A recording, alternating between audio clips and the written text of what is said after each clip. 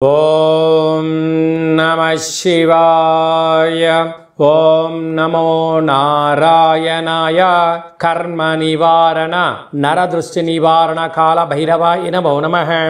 సింహరాశి వారికి సంవత్సరం చివరార్థము కొత్త సంవత్సరం ప్రారంభకాల సమయంలోనే విశేషమైనటువంటి గ్రహ సంచార స్థితి కనపడుతుంది. విశేషంగా ఏమిటంటే 2వ స్థానంలో కేతు, 7వ స్థానంలో శని, 8వ స్థానంలో చతుర్గ్రహ కూటమి, పంచగ్రహ కూటమి, షష్ఠగ్రహ కూటమితో సంచార స్థితి ఉండడం, రాజ్యస్థానంలో కుజుడు, లాభస్థానంలో కుజు సంచార స్థితి ఉన్నప్పుడు ప్రభుత్వ ఉద్యోగులు, ప్రైవేట్ రంగాల్లో ఉండబడిన వారు, ఆహార ఉత్పత్తులు, లా అండ్ ఆర్డర్లో వర్క్ చేసేటువంటి వారందరికీ కూడా అనేక రకాలమైనటువంటి అంటే సింహరాశి జాతకులకు అందరికీ కూడా ఒక పెను సంచలమైనటువంటి ఇబ్బందులు కలగబోతున్నాయి. ఎందుకనగా అష్టమములోనే ఆయుస్థానంలోనే ఆయుకారకుడు రవి, బుద్ధికారకుడు బుధుడు, అలాగనే కలత్రకారకుడు శుక్రుడు, ఆయుకారకుడు శని భగవానుడు, విశేషమైనటువంటి గ్రహ సంచార స్థితి అక్కడ ఉండడం వలన అనేక రకాలమైనటువంటి ఇబ్బందికి గురయ్యే పరిస్థితి చాలా అధికంగా ఉంటుంది. కనుక వీలైనంత వరకు ఈ సంవత్సరం చివరిలో ఈ 15 రోజులు కొత్త పనులు ప్రారంభించకపోవడం, ఆవేశానికి దూరంగా ఉండడం, ఆలోచనకు చాలా దగ్గరగా ఉండడం ఉత్తమోత్తమము. కొన్ని వేల వీడియోలలో ఈ వీడియో మీరు చూస్తున్నారు అన్నట్లయితే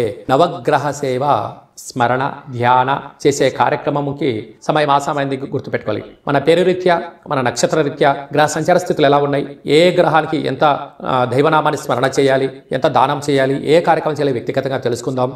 ఈ 30 సంవత్సరముల తర్వాత సింహరాశి వారికి అష్టమ శని సంచార స్థితి జరగబోతుంది. కనుక ఈ 2.5 సంవత్సరం ఎంతో జాగ్రత్త అవసరమని చెప్పి గుర్తుపెట్టుకోగలగాలి. ప్రభుత్వ అధికారులతో, పై అధికారులతో, సహా ఉద్యోగస్తులతో, కింది స్థాయి ఉద్యోగస్తులతో ఎంతో జాగ్రత్తలు అవసరమని చెప్పి గుర్తుపెట్టుకోగలగాలి.